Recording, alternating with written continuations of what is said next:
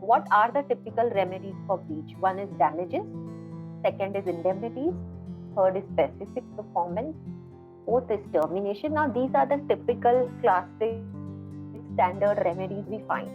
But in our experience, parties can benefit more if instead of just relying on the standard remedies, when they are preparing the contract, if they apply their mind and think of what should be the consequences of the contract is breached, then you can identify and set out more specific consequences of breach, and it can help you a lot.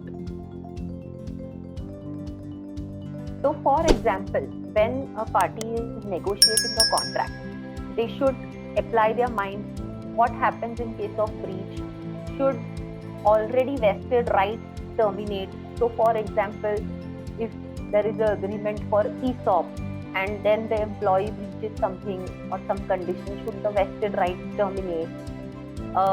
If there is a distribution agreement or a franchise agreement or a dealer agreement, what should happen to the stock which is already with the dealer, which the dealer has not yet sold but which has procured, or which the dealer has ordered from us but we have not delivered?